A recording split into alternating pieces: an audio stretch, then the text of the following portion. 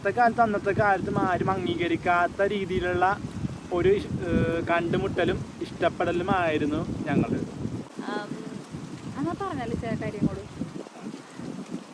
Hi guys, welcome to our new vlog. This is me, Jomia. I'm Nirmal. അപ്പൊ ഇന്നത്തെ video വന്നിട്ട് പറഞ്ഞല്ല, ഒരു ലവ് സ്റ്റോറി ചെയ്യാന്ന് വിചാരിച്ചു. നമ്മുടെ ലവ് സ്റ്റോറിയാണ്. എല്ലാവരും ഞങ്ങളുടെ ചാനൽ മിക്കവരും റിക്വസ്റ്റ് ചെയ്ത ഒരു വീഡിയോ ആയിരുന്നു. മോസ്റ്റ് റിക്വസ്റ്റഡ് വീഡിയോ ആണ് ഗൈസ്. അപ്പോൾ നമ്മൾ വിചാരിച്ചു അത് വളരെ ഇങ്ങനെ ലാഗടിച്ച് ഇങ്ങനെ പോവാണ്. എല്ലാ വീഡിയോയിലും പറയുമായിരുന്നു പക്ഷെ നമുക്കൊരു നല്ലൊരു ടൈമും നല്ല പെർഫെക്റ്റ് ആയിട്ട് എല്ലാം ഒരു സെറ്റ് ആയിട്ട് തന്നെ ഒരു ദിവസം വരുമ്പോൾ ചെയ്യാമെന്ന് വിചാരിച്ചു. കാരണം വളരെ കാമായിട്ടും വളരെ ഹാപ്പി ആയിട്ട് ചെയ്യണം എന്ന് തന്നെ വിചാരിച്ചു. കാരണം നമുക്കൊരു മെമ്മറിയും കൂടെയാണ് ഈ വീഡിയോ. അപ്പൊ അത് നമ്മൾ എല്ലാ വീഡിയോ നമ്മൾ വീടിന്റെ ഉള്ളിൽ വെച്ചും കാര്യങ്ങളൊക്കെ ആയിരിക്കും എടുക്കുന്നത്. പക്ഷെ ഈ വീഡിയോ ഇപ്പൊ പുറത്ത് നിങ്ങളെ കാണാലോ, പുറത്താണ് ഞങ്ങൾ ഇരിക്കുന്നത്. ഇത് പനമ്പള്ളി നഗറാണ്. Location is Panampilly Nagar. Because ഇവിടെയൊക്കെ വെച്ചിട്ടാണ് നമ്മൾ മീറ്റ് ചെയ്തത്. വീട്ടുകാരെ കാണാണ്ടൊക്കെ വന്നിട്ട് സംസാരിച്ചതും ഭയങ്കര മെമ്മറബിൾ ആയിട്ടുള്ള കുറെ മൊമെന്റ്സ് ഉണ്ടായിരുന്ന ഈ ഒരു സ്ഥലങ്ങളിലൊക്കെ വെച്ചിട്ടാണ്. ഞങ്ങൾ ഫുഡൊക്കെ കഴിച്ചിട്ടുണ്ട് ഒരു പാത്രത്തിൽ നിന്നൊക്കെ. പക്ഷെ ചുരുക്കി പറഞ്ഞ പ്രേമിച്ച് നടന്ന ഒരു സ്ഥലം അല്ലേ? മോസ്റ്റ് ഏറ്റവും കൂടുതൽ ഇവിടെയൊക്കെ തന്നെയായിരുന്നു. പിന്നെ നമ്മള് ഫസ്റ്റ് തന്നെ മീറ്റ് ചെയ്യണത് കറക്റ്റ് ഇവിടെയല്ല, അതെവിടെയാണ് നമ്മൾ കാണിച്ചു തരുന്നത്. ഇവിടെ നിന്നാണ് സ്റ്റാർട്ട് ചെയ്തത് നമ്മുടെ ലവ് സ്റ്റോറി. ഗൈസ്, ഇന്ന് എന്റെ ബർത്ത്ഡേ ആണ്. അപ്പൊ ഇന്നാണ് ഞാൻ എന്റെ ഇച്ചാനെ കാണാൻ വേണ്ടി പോവാണ്. എനിക്കറിയില്ലായിരുന്നു ഈ ഒരു പേഴ്സണെയാണ് ഞാൻ കല്യാണം കഴിക്കാൻ പോകണമെന്ന് അറിയത്തില്ലായിരുന്നു ഗൈസ്. അപ്പൊ ഞാൻ ഇങ്ങനെ ഇച്ചാനെ അന്വേഷിക്കും. കാരണം ഞാൻ ഇച്ചാനെ കണ്ടിട്ടില്ല, ഫസ്റ്റ് ടൈമാണ് ഞാൻ ഈ ബർത്ത്ഡേ ആണെന്നാണ് കാണുന്നത്. അപ്പോൾ എനിക്കിവിടെ എത്തിയേക്കുന്നത് ചോദിച്ചാൽ പനമ്പള്ളി നഗർ കറക്റ്റ് എക്സാക്ട് പനമ്പള്ളി നഗർ ആണോ എന്ന് ചോദിച്ചാൽ അത് മനോരമ ജംഗ്ഷൻ എത്തി ഗൈസ്. ഇവിടെ വെച്ചിട്ടാണ് ഞാനിവിടെ ഇച്ചാനെ ഫോൺ ചെയ്യാൻ പോവാണ്. ഇച്ചാന, അപ്പം നമുക്ക് ഇച്ചാന എവിടെ നിൽക്കണേന്ന് നമുക്ക് നോക്കണ്ടേ? നമുക്ക് നോക്കാം. വാ.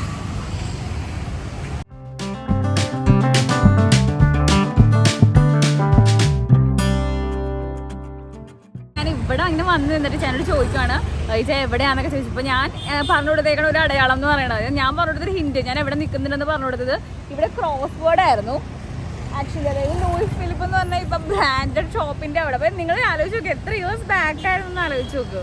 ആ ടൈമിൽ ഇവിടെ ക്രോസ് വേർഡ് ആയിരുന്നു. അവിടെ വെച്ചിട്ടാണ് ഞാൻ ഇച്ചായനോട് പറഞ്ഞു കൊടുക്കുക ഞാൻ അവിടെ നിൽപ്പുണ്ട് എന്ന് പറഞ്ഞു കൊടുക്കണേണ്.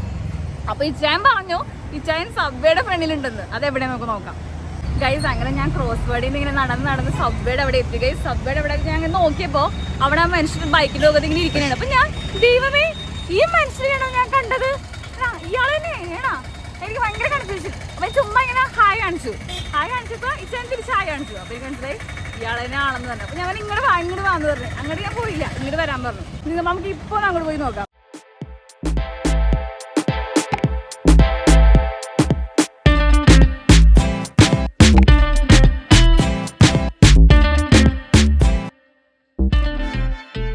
ഗൈസ്, അങ്ങനെ ഇച്ചായനെ ഞാൻ കണ്ടു ഗൈസ്. ഇങ്ങനെ ഇച്ചായൻ വന്ന് നിന്നിട്ട് ഇങ്ങനെ നാണം വരുമായിരുന്നു ഇച്ചായന് അന്നും. കാരണം ഫസ്റ്റ് ടൈം ആണല്ലോ ഗൈസ് കാണുന്നത്. അപ്പൊ ഇനി നമുക്ക് എങ്ങോട്ട് പോവാം? ഇത് നമുക്ക് ഒരുമിച്ച് പറയാല്ലേ ചെയ്യാം ഗൈസ്. അപ്പൊ ഞങ്ങള് മീറ്റ് ചെയ്തതിന് ശേഷം ഇങ്ങനെ ഇന്ന് ആലോചിച്ച് എന്താണ് എവിടെയാണ് എന്താന്നുള്ള ഒരു വീഡിയോ. കാരണം ആദ്യമായിട്ട് കാണാൻ ഒരു എക്സൈറ്റ്മെന്റിലായിരുന്നു.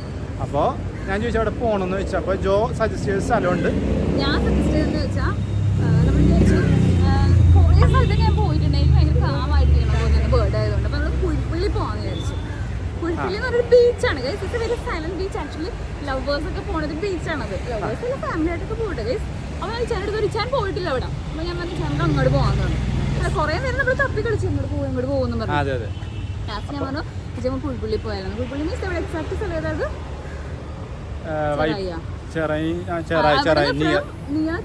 5 കിലോമീറ്റർ ചെറായി ബീച്ചിലേക്ക് പോകാം. അപ്പൊ ജോ ചെറായി പോവാന്ന് പറഞ്ഞപ്പോ തന്നെ ജോ ഇങ്ങനെ കുഴിപ്പള്ളി പോവാന്ന് പറഞ്ഞപ്പോ തന്നെ മുന്നേ മനസ്സിൽ ലഡ് പൊട്ടി എന്നുള്ള സീനായിരുന്നു guys.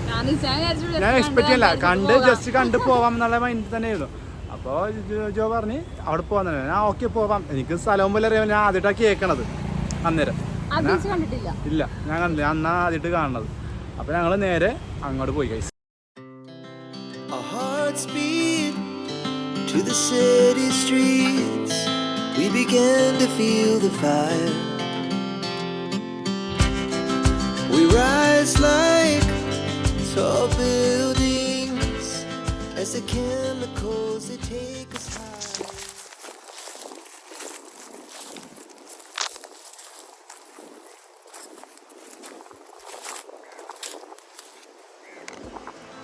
She puts her hand in mine.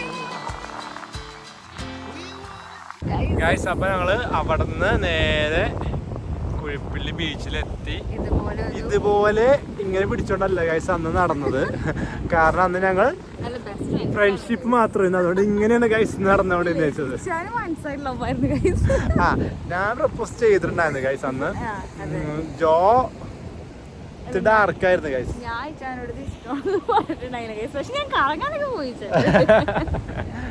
അതെന്താ ഫ്രണ്ട്സിന്റെ കൂടെ പോകൂടെ? അതെ, ഇവിടെ ആരൊന്നും പറഞ്ഞില്ലല്ലോ ഇനി. പറയും, അതുകൊണ്ട് പറഞ്ഞതാ. ഓക്കെ, അപ്പൊ അന്ന് ഞങ്ങൾ ഫ്രണ്ട്സ് ആയിരുന്നു. അപ്പൊ ഞങ്ങൾ ഇതുവരെ ഇങ്ങനെ ഒരുപാട് നടക്കാനൊന്നും ജോന് അന്നും താല്പര്യമില്ല, ഇന്നും താല്പര്യമില്ല. ഭയങ്കര വെയിലാണ് ഗൈസ്. ഇവിടുത്തെ പ്രത്യേകത എന്ന് വെച്ചാൽ നട്ടുച്ചക്കൊന്നും വരാനേ പറ്റുള്ളൂ. ഒടുക്കത്തെ വെയിലായിരിക്കും. പക്ഷെ ഇവിടുത്തെ ഒരു ആശ്വാസം എന്ന് പറയണത് ഈ മരങ്ങളാണ് ഗൈസ്. ഇവിടെ വന്ന് ഇങ്ങനെ ഇരിക്കാം. അപ്പൊ ഇവിടുത്തെ വെയിൽ ആറിക്കഴിയാൻ നേരത്ത് നമ്മൾ ഇവിടെ നിന്ന് വന്ന് കളിക്കും. അത് നല്ല ഒരു ഫീലാണ് ഗൈസ്. ഈ ബീച്ചിൽ മാത്രം ഉണ്ടാകുന്ന, അതായത് എറണാകുളത്ത് ഇങ്ങനെ ഒരു ബീച്ച് ഇവിടെ മാത്രമേ ഉള്ളൂ. കാരണം തണലത്തൊന്നും ഇരിക്കുകയും ചെയ്യാം.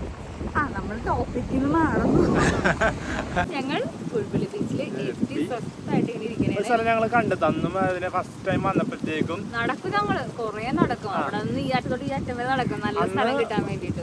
ഫസ്റ്റ് ടൈം വന്നപ്പോഴത്തേക്കും ഞങ്ങള് ആ കുഴിപ്പള്ളി ബീച്ച് എന്നുള്ള ബോർഡ് കണ്ടില്ല, അവിടെ നിന്ന് ഞങ്ങള് റൈറ്റ് സൈഡിലോട്ടാണ് പോയത്.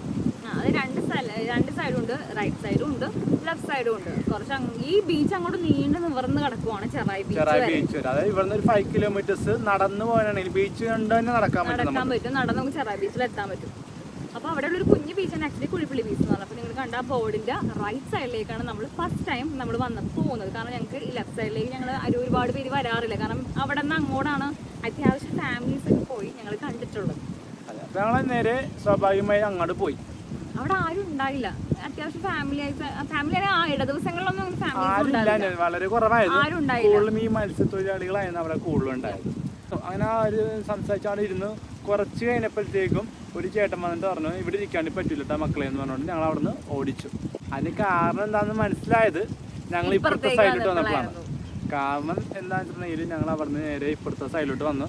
നടന്നു വന്നപ്പോഴത്തേക്കും ഞങ്ങൾ രണ്ടുപേരും ശരിക്കാണ് നെറ്റി ഗൈസ്. അതായത് ഈ ലെഫ്റ്റ് സൈഡിലേക്ക്, ബീച്ചിന്റെ ലെഫ്റ്റ് സൈഡിലേക്ക് നമ്മൾ ഒത്തിരി അങ്ങോട്ട് പോവാണ്. ഒരുപാടില്ല, കുറച്ച് പോകണമല്ലോ ചെയ്യാൻ.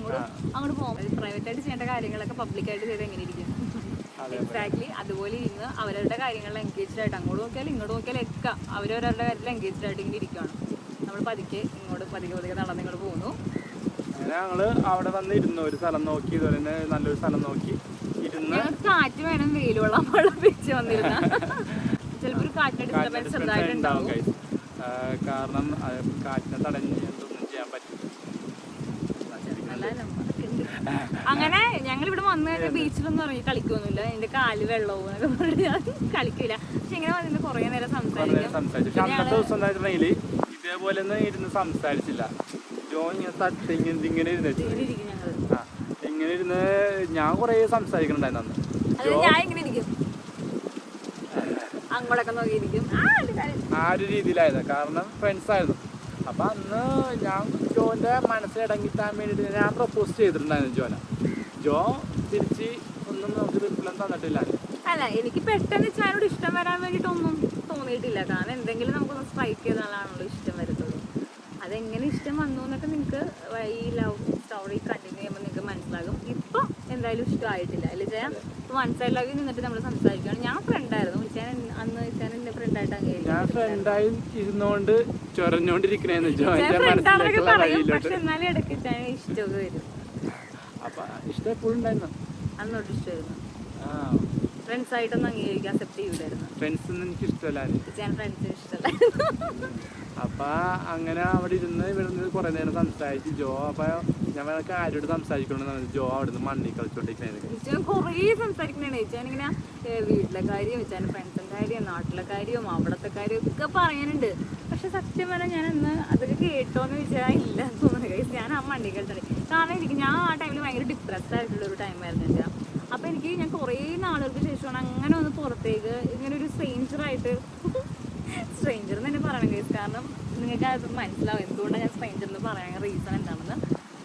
അങ്ങനെ ഞാൻ സംസാരിച്ചു കുറച്ചുകൂടെ കഴിഞ്ഞപ്പോൾ ഞാൻ ചാനോട് പറഞ്ഞാൽ പോവാം. അപ്പൊ എന്റെ മനസ്സ് സെറ്റായി. കാരണം അന്ന് കുറെ നേരം ഇവിടെ ഇരുന്നായിരുന്നു. അതിന്റെ ബർത്ത്ഡേയും കൂടെയാണ്. ആ എനിക്ക് ഡയറി മിൽക്ക് ഒക്കെ വാങ്ങിച്ചു തന്നു. എനിക്കൊരു ഡയറി, ഒരു കുഞ്ഞു ഡയറി മിൽക്ക് എനിക്ക് തന്നു. 400 രൂപ 400 ആയിരുന്നില്ല, ഒരു 10 രൂപയുടെ ഡയറി മിൽക്ക് എനിക്ക് വാങ്ങിച്ചത്. അന്ന് 10 രൂപയ്ക്ക് 1000 രൂപയൊന്നുമല്ല.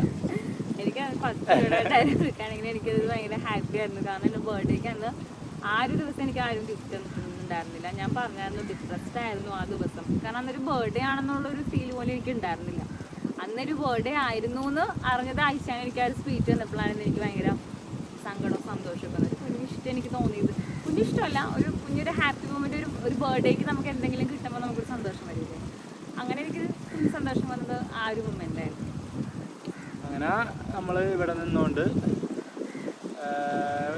ഇറങ്ങണായിരുന്നു. അപ്പം അതിക്ക് മുമ്പ് ഞങ്ങളിങ്ങനെ പരിചയപ്പെട്ടതെന്ന് അറിയണമല്ലോ, അത് ഇതുവരെ പറഞ്ഞിട്ടില്ല. അതായത് ഇന്നത്തെ കാലത്ത് അന്നത്തെ കാലത്തും ആരും അംഗീകരിക്കാത്ത രീതിയിലുള്ള ഒരു കണ്ടുമുട്ടലും ഇഷ്ടപ്പെടലുമായിരുന്നു ഞങ്ങളുടെ. അതെങ്ങനെയെന്ന് നമുക്ക് നോക്കാം. അപ്പോൾ ഇതുവരെ നിങ്ങൾ എല്ലാവരും എൻജോയ് ചെയ്തതായിരിക്കും. അപ്പോൾ എങ്ങനെയാണ് ഞങ്ങൾ പരിചയപ്പെട്ടതെന്ന് എല്ലാവർക്കും അറിയാമല്ലോ.